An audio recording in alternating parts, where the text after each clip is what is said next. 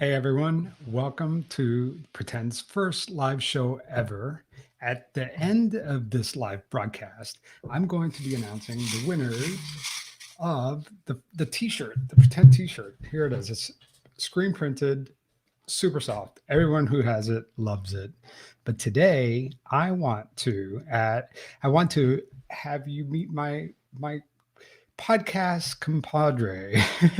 She's like my sidekick because really a lot of what she does on her show influences a lot of what I do on my show. And her name is Jerri Williams. And let me add her onto this live stream. Hey, Jerri, how's it going? Hey, how you doing?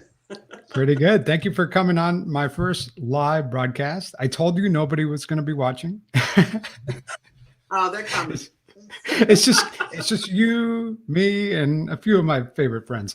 No, But hey, I think they're getting their popcorn and yeah, they're their drinks situated today. making coffee and all that. Hey, I'm having a hard time hearing you. Are you? Yeah, I'm not mic'd up. Oh, there we go. Okay. Can you hear me now? Yeah, I could hear you. Okay. Yeah. Okay. Yeah, I'm not mic'd up. I'm trying this out just on my iPad, but Oh, nice. yeah, because That's cool that it works on the iPad. I had no idea. yeah, and the iPad image I think is better because my iPad is new. My laptop is kind of old, so the video is not as great. But I keep moving because it's opposite of where I Because you're am. dodging a bullet. Yeah, not to the point. Hey, so the reason why I wanted to have you on today because it's you and I have known each other now for what a few years now, Yeah, and and I and stalked like you. I stalked you and actually moved to Raleigh just to be closer to you. that's true. This is a fact. She used to live in Pennsylvania, and now she lives in Raleigh in the same town. But yeah, She's a big fan. No, no. But Jerri actually, Jerri has a podcast, but she's also an author of what, 5 books now, if you include the five crossword puzzle? later this year. Five by the end of the year. Yeah. So she's an author, a true crime author, right? And she bases a lot of those books on her experience as a FBI agent, but she also has a really amazing podcast called FBI Retired Case File Review, and an even better logo, if I may add, because I designed it. You're becoming the logo whisperer. You know. I know. I actually made Melissa from Moms of Murder and Rebecca Sebastian from oh my gosh, I'm blanking out because the live has like this amnesia. They have this new podcast called Criminality. Yeah, dialogue. Yeah.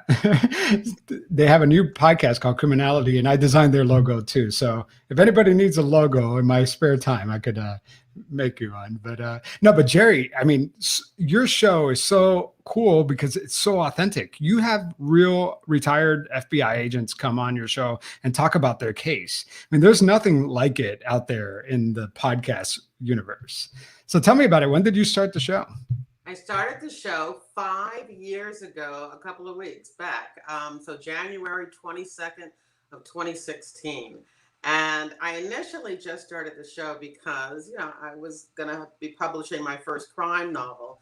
And I was trying to find a way to meet people who were interested in learning stories about the FBI. And I'm a former spokesperson. I was a spokesperson for the Philadelphia office for 5 years.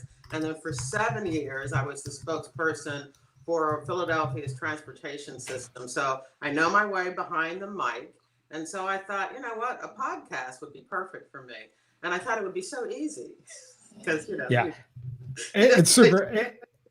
It is easy, but the hard part about podcasting and what people don't realize is the time, the amount of time. The actual putting it together, I mean, making a phone call, setting it up and publishing that's the easy part, But so we're starting to get people joining us, which is awesome. I see Sean, Avery, Ben, Holly, who else? Allison, which is awesome. MK. And I wanted to tell you guys, I said this at the top of the show before anybody got here, but I have these these are my subscribers, my YouTube subscribers. And at the end Ah, of this excellent. broadcast, yeah, I'm going to announce the winner of the Pretend T-shirt contest because you guys were nice enough to subscribe.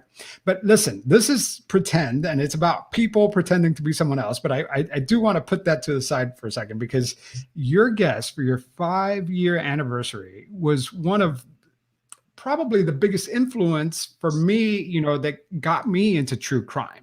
John Douglas. I remember reading Mindhunter when I was in middle school, and it blew my mind.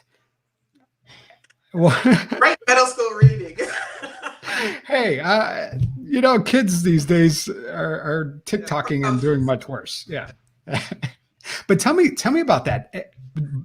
Like, you're an FBI agent. How big of a deal is John Douglas in the FBI world?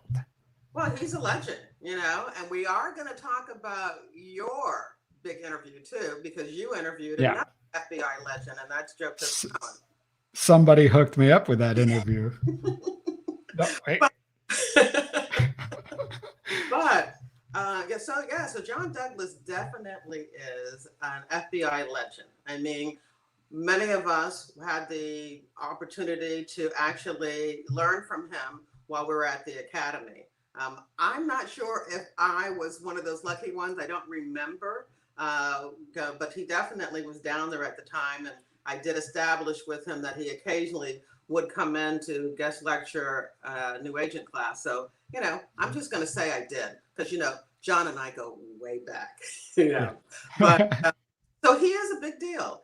And yeah, I think one of the reasons I wanted to interview him was because everybody knows John Douglas, and also because I'm an author with a goal and a mission of helping other writers get things right. I just wanted to make sure that writers who are writing in the serial killer genre understand how it really works. I know that the serial killer genre has to have the profiler, chasing the serial killer, but in real life, it doesn't work that way. So I'm fine with them writing the story that way. I really am. I don't want people to think that I'm out there chastising, writers because, they're not doing it, the authentic way. I just want to make sure they understand what the reality, what the real job is. Yeah. So go ahead. That reason. Yeah. And so somebody asked a really good question, actually, about, do you have to go through through the FBI to get clearance? Well, I think that was the question. I'm trying to read and talk to you at the same time. So she said, I wanted to know if she had to clear her podcast through any additional channels, or if everything her guests talk about is declassified. That's a good question. No. I do not. And most retired agents, you see retired agents on TV as talking heads, etc., making comments about what's going on. So no, we don't have to clear being on, in the media talking about the FBI. But there are things that I know as a former FBI spokesperson that we shouldn't talk about. So I'm very careful about only having my guests talk about fully adjudicated cases that are already out in the public domain, that have already been handled by media, that they've already, and one of the things I do is in the show notes for every show, I make sure that I have additional materials like newspaper articles or YouTube videos or things directly from the FBI website, so that it is established that we're not giving away any secrets. Now, we may be going into the agent story and getting that, that agent's behind the scenes accounts of what happened. But basically, nobody's rights are being, our privacy are being, evaded, or what's the word I want to use? Yeah, I know. You're saying information that could be shared publicly. Yeah. But one of the things I really enjoy is interviewing agents who have books, because they do such a great job of presenting the case and knowing when, the high points and the low points to, bring the audience in. So, so they already have their book. And now every book, even my crime novels and my nonfiction books, have to be cleared by the FBI. But Yeah, it's so funny because you end up reading all these books. Like some podcasters don't read the entire book. I know that you probably read the entire book. the I entire read the entire book. It is sometimes interviewing authors is more time consuming than chasing I'm people not joking. down. I have 3 books right here that I have to read. Or I just read the third one. But I have 2 more that I have to read for agents that I'm going to be interviewing in the next week or so. So they Do have. you ever get the feeling that we're doing like fancy book reports? Like, No, and I try my very best not to have mine as a fancy book report. I try to remember right. to ask the right questions that no one else is going to ask. We all try to do that when, we have a podcast, but I really, because I, was an FBI agent, because sometimes I know these people personally, or I know people that know them, or I know that there are other questions that a interviewer who is never in the FBI is not going to know to ask. And so I think it's beyond a fancy book report because I make it, human. And Yeah, you have to make it fun. And actually, that's really what I love about your show. It's because when I started Criminal Conduct, I teamed up with John because his background in law enforcement, he's so authentic. He's been in the Secret Service, right? He is a private investigator. Like I can't bring that authenticity into a show, and having John Taylor be my co-host was invaluable because it made it so real and so authentic. And that's how I feel about your show too. Yeah. So let's talk about the John Douglas interview for a second, because I loved it. I learned so much. And in fact, there was this part in the episode where he was describing a time when he almost died. I mean, and the FBI all chipped in to buy his casket, and it was so crazy, his story and how stressful that job was and how little resources the FBI had for somebody who we idolize, right? Well, I can say this, that, and John's story was unique as far as what he was doing and the pressure he felt. But I really do feel that most FBI agents who are working, really major cases, are even major cases for them, feel that same kind of stress and pressure. I mean, it's a strange place because everybody who's worked, the FBI seeks leaders. Everybody who wants to be able to handle, who have confidence, who have leadership abilities. And so most people, are hoping to get a good case and want to work hard and really prove themselves. So that pressure is always there. But I will say that when John had his anxiety incident, it was years ago. And the FBI now has a really, really good employee assistance program that if agents are feeling stressful or their stress has resulted in some type of an abuse and they're alcoholics or something like that, there is a program for them to go to get help that I think is excellent. And if they're working on stressful cases like the cases that he was working on, or someone working crimes against children or human trafficking, or those type of cases are undercover. There's an opportunity, not an opportunity, it's mandatory that they be evaluated every 6 months. So there is a very, very supportive atmosphere now for agents who are under that type of stress, someplace for them to go to.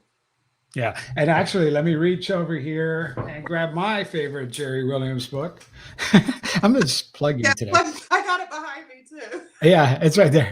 FBI Myths and Misconceptions. And what's awesome about this book, and it's my favorite because, we all watch shows like Criminal Minds and just, movies, Silence of the Lambs, and even Mindhunter, which, John Douglas inspired, they sometimes get it right and sometimes get it wrong. And what Jerri does is she goes in there and she tackles all the myths that you see, in the movies. And actually, surprisingly enough, we found out that Mindhunter was surprisingly accurate, right?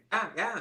Yeah, they got it right. Really surprised when I first heard it was coming out and that he, was going to be based on his books and all of that. I wondered if he was going to do the reality of what it is like to be an FBI profiler, or if he was going to use the same premises and story and plot lines of the serial killer genre.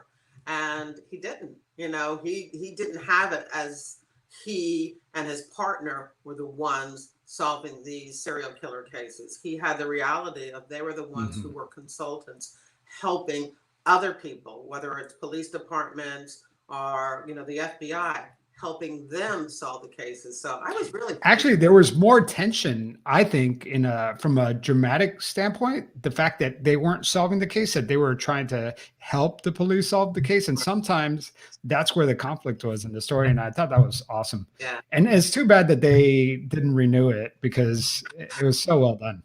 I just really love that show. So I'm very, very disappointed that, it's not coming back. At least now, I guess it's not canceled. It's just not happening, So I was watching Hamilton with the kids, on Disney Plus, and I kept looking at the guy playing the king and thinking, God, he looks so familiar, and he was hysterical. And then I realized I did not until you just said that. You didn't know that? No. It's so funny because the characters were so different that I never made I had to look him up, and I'm like, who is this guy? And it's the lead star from Mindhunters. You know what? I don't like the fact that you're so much bigger than I am. Well, it's all those like growth hormones and but I moved it a little bit. You look great though. I like your background because it has all your swag and your all your FBI stuff. Yeah. So let's talk about, you've had the real Donnie Brasco on your show, right? That was so cool. But our shows are so simpatico because you have undercover agents, but you also have a lot of white collar crime and a lot of con artists. Out of all the pretend type shows that you've ever done, like, do you have a favorite? Oh, absolutely. And that's the case that I did about the informant. I interviewed the agent whose case created the movie, The Informant, with, what's his name? It's something about that little live button that makes everything like. No, I'm going to be 64 soon, so I think that doesn't help either. Yeah, the birthday coming up next month. Matt Damon. Matt Damon was in a movie called The Informant. Yeah, that's right.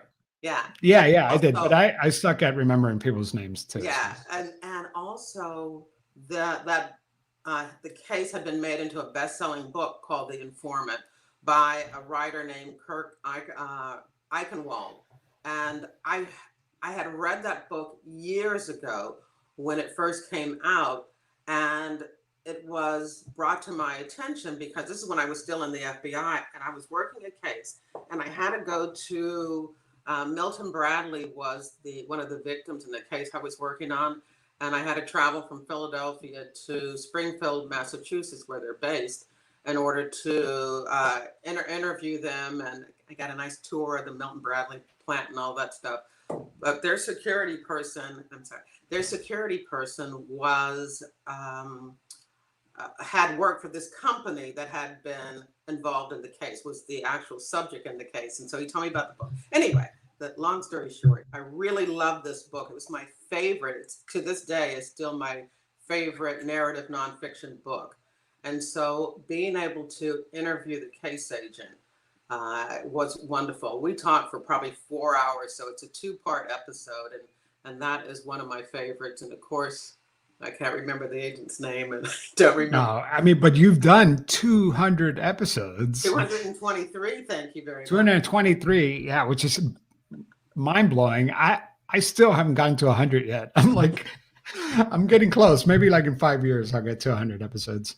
Well, I would have done more, but about a year and a half ago, I think it was just a year and a half ago, maybe it was 2.5 years ago, I switched from doing it weekly until doing it every other week. I guess it was about a year and a half ago. It was getting too much pressure because, again, you think it's going to be easy, but when you do a podcast like yours, like mine, where you put so much energy into it before you get behind the mic, And then even after, as you're trying to really, produce it and have it flow, it was a job. And Yeah. I'm retired. I don't need another job. So, I wasn't planning on talking about this, but you mentioned your age, and then we were talking earlier, like the week, about the vaccine. So I've done some research, Jerri. Okay. Let me update you live on this. This is so funny. So I got a text message from a friend the other day saying that there is a small town, like an hour and a half away, that has a surplus of vaccines, right? And I'm thinking, who has a surplus of vaccines? Like, I've been reading in the newspaper that there's a vaccine shortage everywhere, right? So then, I'm like, that's weird. And my friend, who is 40, got an appointment. And his friend, who's also young, got an appointment. And now these people are not next in line at all. It's first, it's 65 and above. And then like the next group is like essential workers, like teachers and people who work at grocery stores. So it didn't make sense. So I called this number just out of curiosity. I called the number. I waited an hour and a half online on the phone. I just put the phone on speaker and it was ringing for an hour and a half. And this woman picks up. Okay. And she goes, whatever the name of the medical clinic. And she says, how can I help you? And I said, I hear you have a surplus of vaccines. And she goes, yeah. And I said, and she goes, oh, do you want your name on the list? And I said, yeah, sure. And then she goes, how old are you? And I say 40. And she goes, okay. And what date? And I was like, what? Is this real? This is crazy. And so I don't believe a single thing that this is happening. I even called you about it, and it was just so weird. And so then I started doing some research just to see where this place was. I did a Google Maps search. It's like a little house in a residential area. And there's only one doctor and one physician's assistant. And so then I started digging some more. This is a problem with being a podcaster. You start going. So I started looking up this guy's medical license, and apparently he's had his license suspended like a few years back for drug abuse. Yeah. So he's had apparently some drug abuse problem. Vehicular homicide, because apparently, I don't know if it was related to the drug issues, but I'm thinking now I want to show up to my appointment, with my recorder on, because I'm thinking this is like an episode in the making, right? Well, we got a story because you then texted me and said, hey, because you should get the shot, you're because I'm old. I'm elderly. Yeah. Well, not because you're old, but you're so close. But you're not old enough. The reason I really want the shot, and I want people to bring out their violins because this is such a sad story. My son lives in Washington State, in the Puget Sound on Whidbey Island, and he's got a beautiful, beautiful little girl who is going to be 2 on April. I already missed her first birthday. Yeah, we had plane tickets to go, and then the pandemic rolled around. We had to cancel the trip. I really want to get to see my granddaughter in April for her birthday. So that's why I'm desperately trying to get the vaccine. My husband's 65, so he's already registered, and hopefully he'll get it soon. But that's why. Otherwise, yeah. And so I called you, right?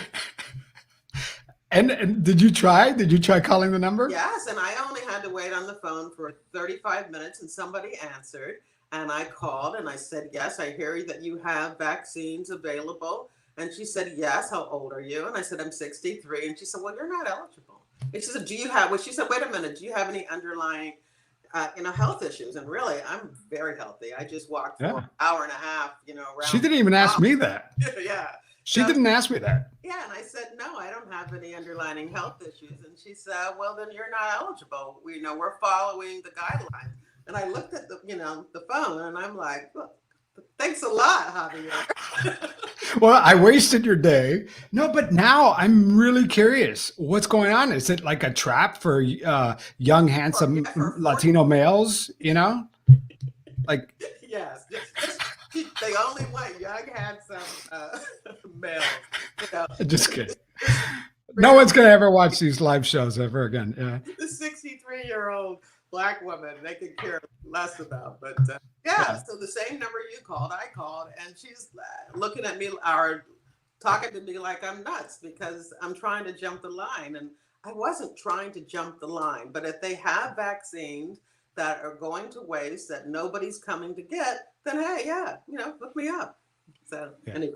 Well, we'll get it soon enough. But anyways, maybe a potential pretend episode. I don't know. Yeah, I think that would be pretty cool. So I don't even like if I get there and they're like, yeah, here's the vaccine. I would be terrified of taking this vaccine. Like, what if it's like motor oil or something?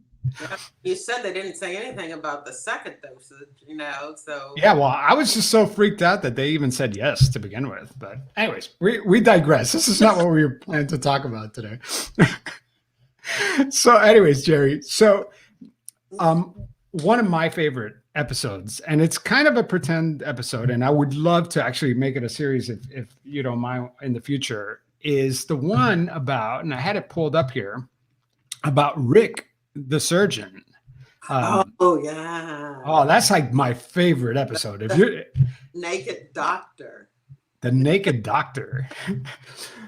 Wow, we're all over the place today. But tell us about that case, because that was crazy. I was really lucky. The thing about my show is that a lot of times when I reach out to a retired agent, I have no idea what case at all that they may have to talk about.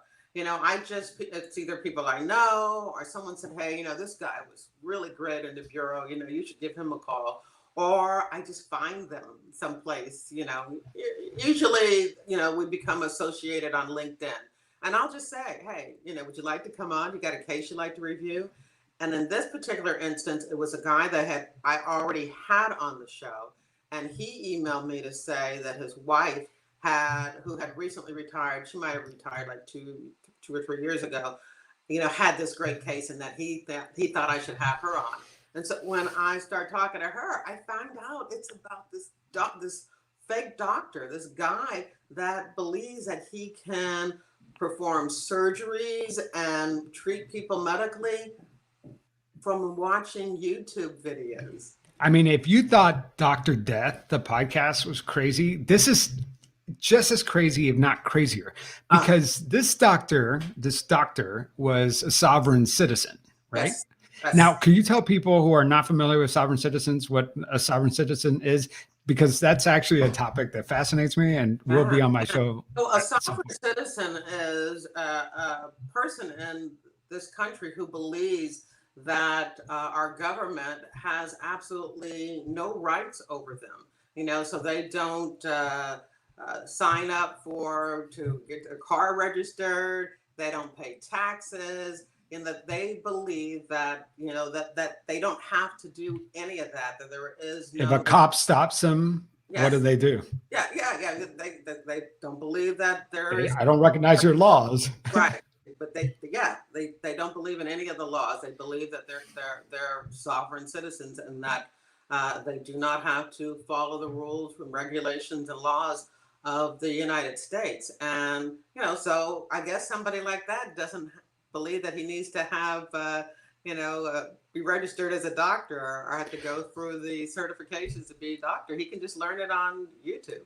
And that's exactly what he did, right? He would learn how to do operations on YouTube. In fact, on your show, the agent was saying that he was even looking up how to do an open heart surgery on YouTube, which is nuts. But what's crazier is that people would allow him to practice medicine on them. But the reason is because imagine if you're a sovereign citizen and you don't have any faith in government, you turn to alternative medicine, right? Or alternative medical practices. And this guy would hang out at the organic section of this grocery store or health food stores because he was kind of aiming for that clientele, and people would come see him. And it was, if you see the pictures of where he would practice medicine, it was nasty. And it was a trailer. It was a trailer, right? Home trailer situation that looked like a hoarder lived there. It was just full of just junk, dirty needles, and now let's talk about the naked part, because that was really something.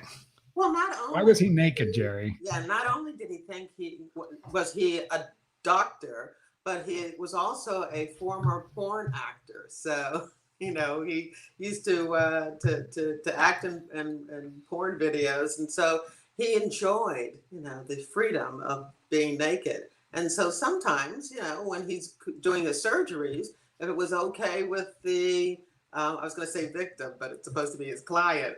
But they are kind of victims in a way. Yeah. Oh, yeah. They were definitely victims, Yeah. but he would perform the surgery naked, and it's And like, sometimes like even molest them. And, oh yeah, absolutely.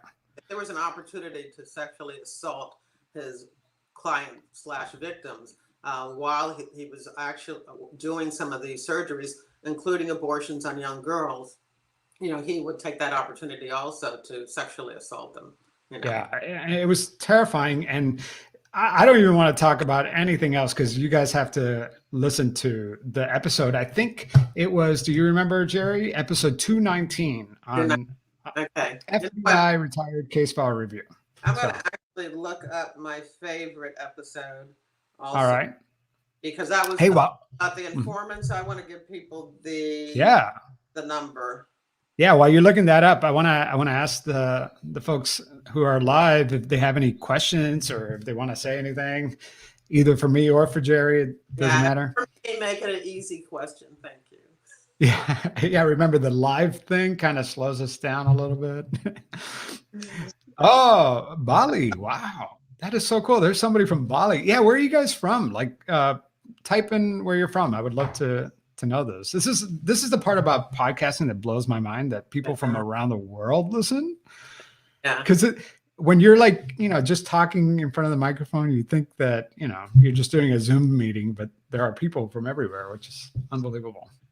Yeah, I've been in touch with, on a regular basis with some of the listeners from around the world, and it's just fun to, to talk to somebody from New Zealand or from India, and it's pretty cool. We got Cincinnati, Minneapolis, and you guys, I see the chat from Facebook and from YouTube. Make sure to subscribe to the YouTube channel because I plan to do more of these. And also, I started this YouTube channel just to kind of test the waters, because once COVID is over, we got somebody from Toronto, Canada. That's really cool. I've never been to Toronto, but and Pittsburgh. But after this pandemic is over, I have some big plans for this YouTube channel once we could get out and interview people live. So just testing the water, but come on over to YouTube and subscribe. We got one more. Hold on. Contra Costa County, San Francisco Bay Area. Nice. Love San Francisco. Any retired agents? What was that? Ask if there's any retired agents. You could ask. You got a microphone too? Well, I don't have the chat thing up, so. Oh, you don't? Oh, you can't see the chat. Okay. I told you I was on my iPad. So that's true. I could see it through this interface. Yeah. But Hey, so is there a kind of somebody asked a question. Hang on. Is there a kind of case or villain that you would choose not to cover? Is that for? Let's have Jerri answer that one. Is there like a type of case? No, because if it was a case that was investigated by the FBI, then it's a case that is worthy of talking about and discussing.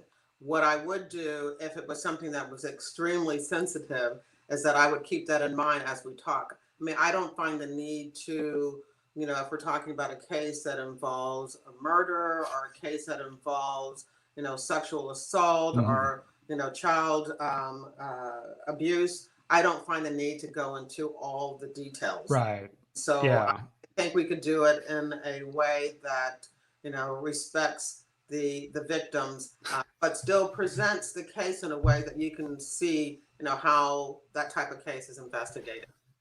Yeah. And now, now my daughter's on here. Hey, Elia. So, but anything involving children, I probably have like a hard no for. I'm not going to say I'm not going to do it, but but it looks like, actually, I wanted to see somebody. Chloe is from Vancouver Island, Canada. So I don't know how far that is from the San Juan Islands, but my stepbrother lives out there, and I've always wanted to visit that area. So yeah, that's closer to really cool. My son lives on Whidbey Island. Oh, Yeah. nice. Yeah. And then somebody said the pharmacist convinced me to re-up my Netflix. Oh yeah, definitely. You got to have Netflix.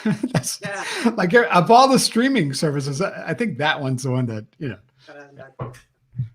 Come on, Netflix, give us a documentary. Although, actually now, perfect segue. Jerry, keep your favorite episode locked and loaded. But I want to talk about that. Jerri Williams has some pretty famous friends because of her podcast and because of her books, especially this book, the FBI Myths and Misconceptions. She's been approached by Hollywood. A lot of producers listen to your show. And so she actually is doing 2 TV projects right now. Can you talk about that? Or I can't talk about the TV projects, the shows themselves, because they're not coming out yet. They're hopefully with the COVID, they'll be able to start filming and the shows will be out in the fall, but who knows? But could you talk about your role? Like, what do you do when you work with them? So I was approached, and I can tell you, I'm under contract with FX Network, which is Disney, and with Warner Brothers and Bad Robot for 2 different shows. And I just meet up with the writers, sometimes on Zoom. Sometimes they send me a question or an issue that I had to, get back to them on, all having to do with the FBI and helping them, bring as much authenticity to the TV stories as they're writing the scripts. And so it's been a lot of fun. I'm really enjoying it. That is so cool. Yeah, especially since I'm a crime novelist myself that is not currently writing. I'm hoping to write my 3rd novel in my trilogy. But, I'm writing it. I just haven't spent a lot of time on it because I've been so busy. But it's just fun crafting. Because you're retired. Yeah. Yeah. Because you have so much free time. Hey, so what was your favorite episode? You never did tell me. The favorite episode, I did call it, it's episodes 48 and 49. And the agent I interviewed. Deep catalog. Yeah. 148 and 149. Oh, 148. Yeah, 148 and 149. I interviewed Bob Herden, who, and the name of the episode is The Informant. It's a price fixing case.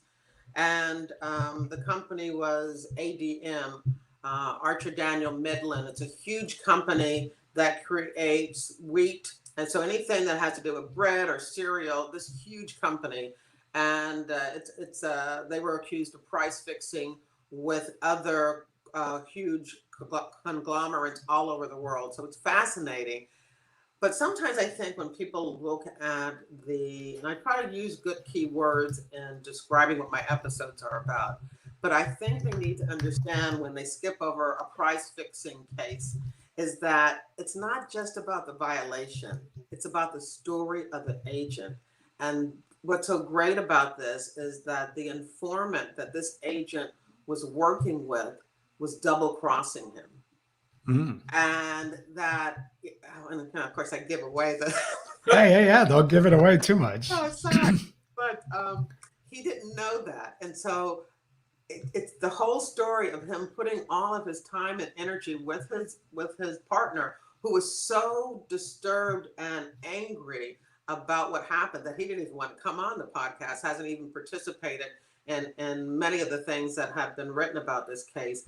But so the story really is those relationships, even more so than it is about the price fixing case. But the price fixing case is fascinating. And so people who look at my episodes and they kind of go through and they pick out like the violent ones and the murders and stuff, they're missing so much more when it comes to learning about how the FBI investigates and what it's like to be an FBI agent and the sacrifices that are made as you conduct these investigations when they skip over the kind of cases that you and I really, really enjoy, which is about the con men and the frauds and all of that. Yeah, because there's more psychology to that. I don't know. The serial killer stuff is really interesting, but it is just a small part of what the FBI does. And, gosh, it's so funny because there's a story that you and I were trying to make happen for Pretend. You had Tim Burke, I think, on your show, who is an FBI agent who had an informant who infiltrated a white supremacist group, Right. and the KKK, I think it was, No, right? I think it was the Aryan Nation. Or Aryan Nation. Yeah, that's right. That's right. You're right about that. And I've been trying to get Tim on the show for so long. But now it seems like it's too late, because like Aryan Nation and KKK seem so like old school. Like like the scale and scope of what the FBI does now to investigate, domestic terrorism has widened dramatically, right? Can you talk about that? But I don't think it's really I really don't think it's changed. I think that it's a resurgence of what was happening back then, when they did have these very vocal, violent groups out there robbing banks and doing all kinds of crimes in order to get money to now do their terrorism, activities. So I think it's that same basic knowledge and training and experience that is going to be very helpful as this resurgence of domestic terrorism are more out there, is coming up. So I think it still would be a good episode. But that's, you just talked about something that goes back to the John Douglas thing, that sometimes it's not as easy as you think getting people to come on these shows.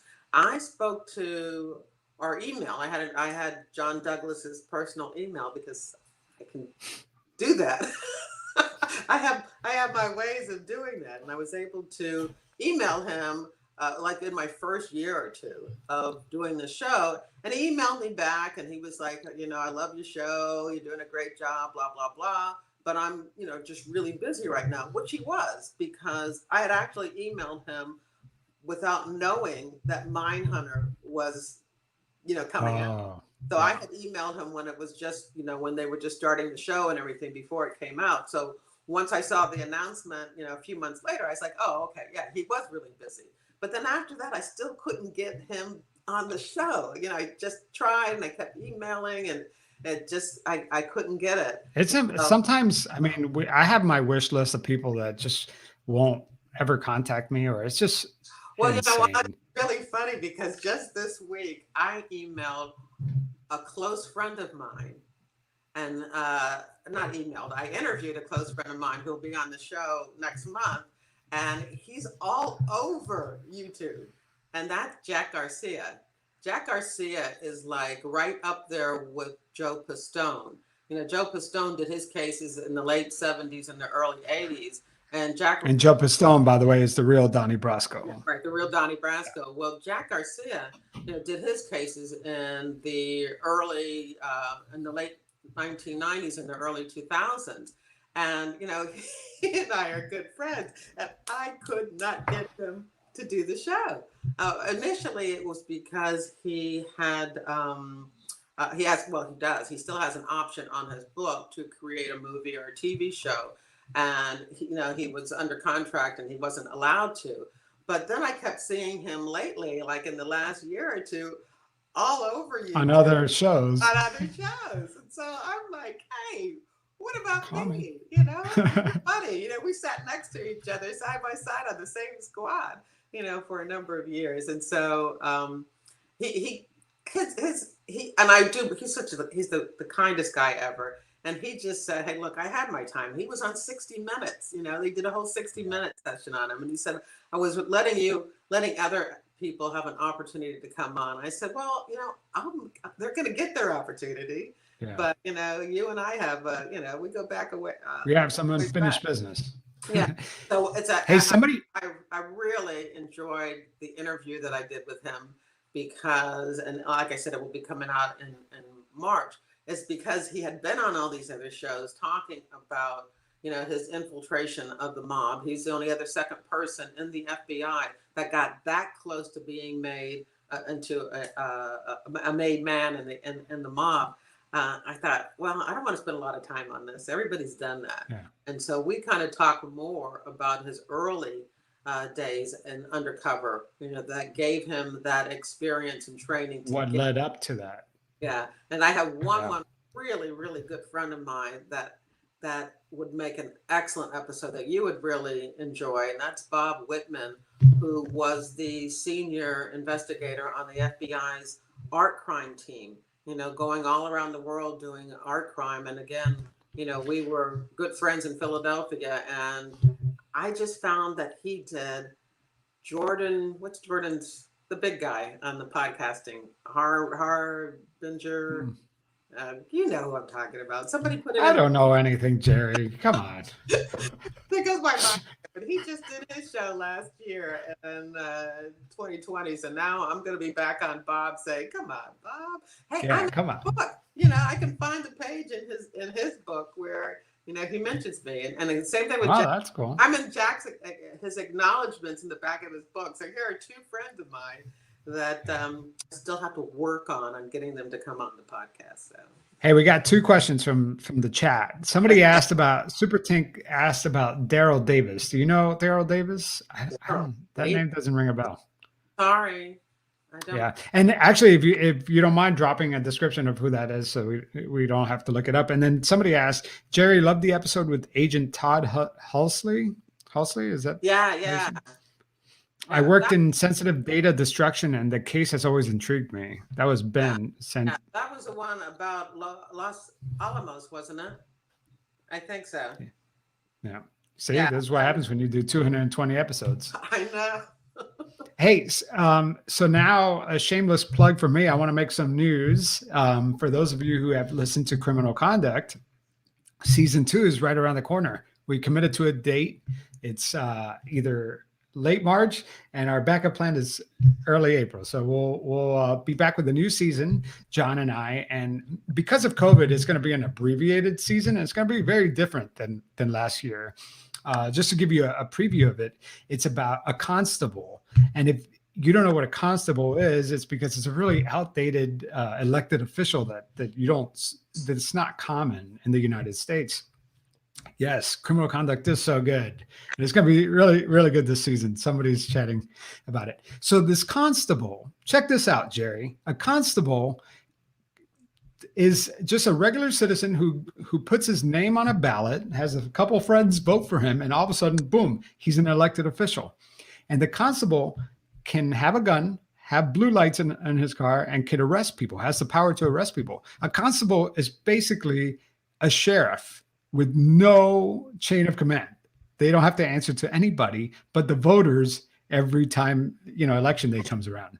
So how does a constable get paid? Well, a constable doesn't get paid. They get paid for all the property that they seize when they make an arrest. So they get 80% cut of whatever they seize. So your car, your boat, your jet skis, whatever. You can imagine that this creates an incentive for really shady law enforcement.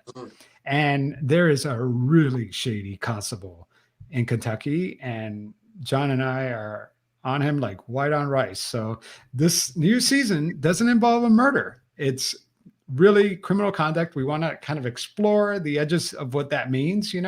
Season 1 was about a sleuth that got murdered investigating the death of Michelle O'Connell. And season 2 is going to be about a constable. And we already have season 3 and 4 planned out. So as soon as this pandemic's over, the floodgates are going to open up. So there you go. That was a tease for Criminal Conduct season 2. Well, because you said that, I'm going to plug another one of my episodes that you may have forgotten about. It was episode 92, Stuart Fillmore, and it's about the Tenaha, Texas corruption cover-up. And what was happening were cars were driving down this particular highway in Texas, and this very small town would stop the cars, and they would confiscate any drugs or money that they would have on them, and then let the people go.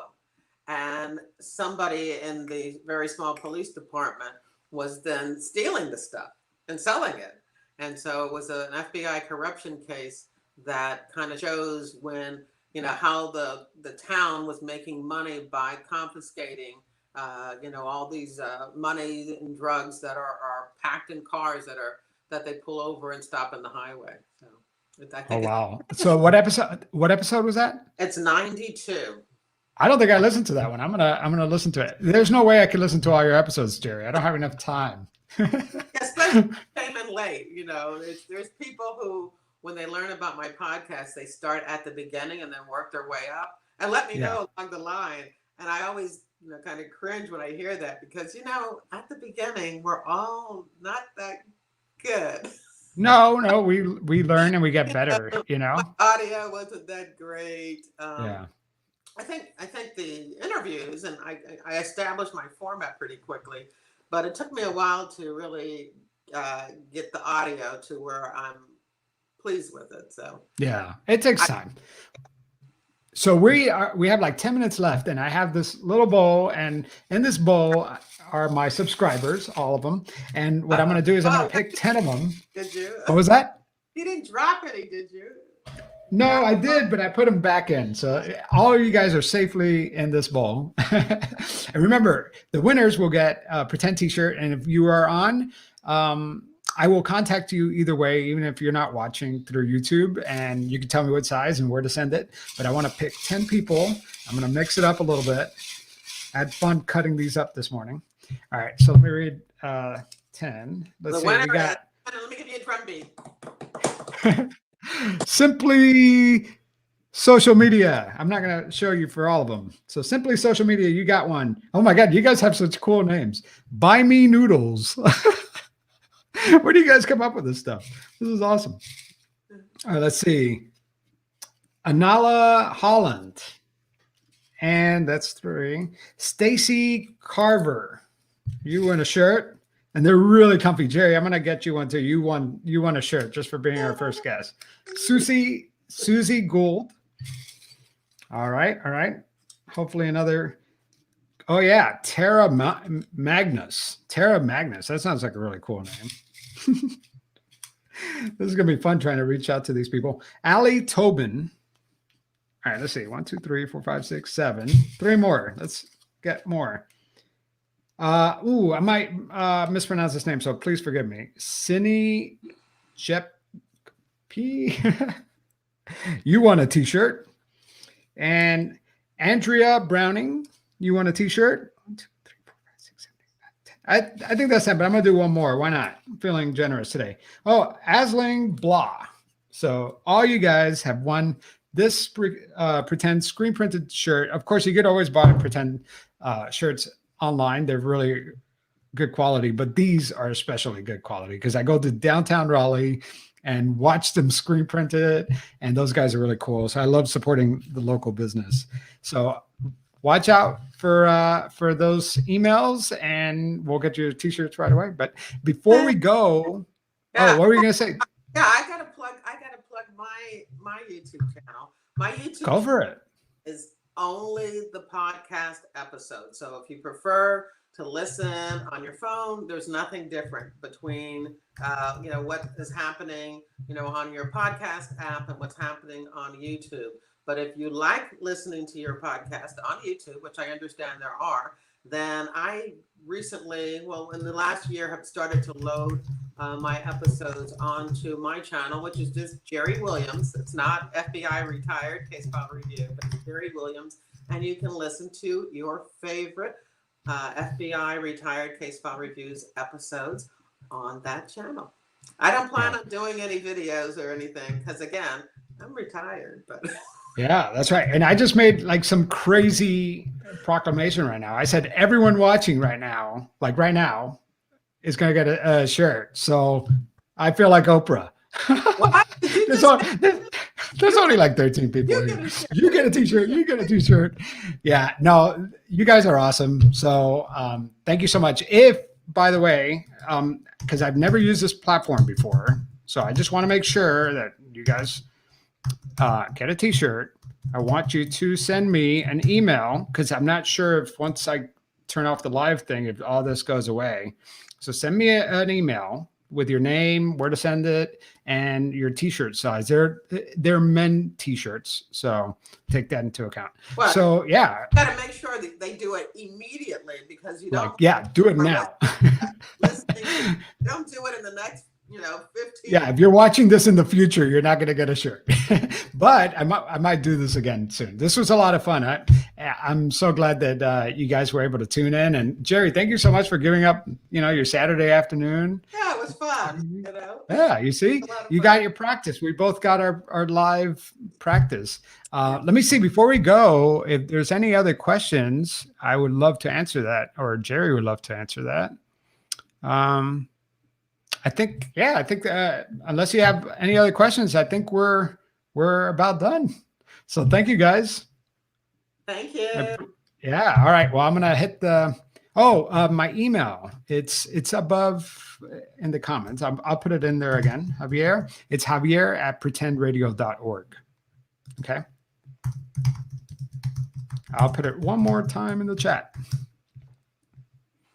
Thank you guys so much, seriously, for spending your afternoon asking questions, being engaged. That was a lot of fun. I had a blast. So, a good time. Yeah, cool. All right, guys, take it easy.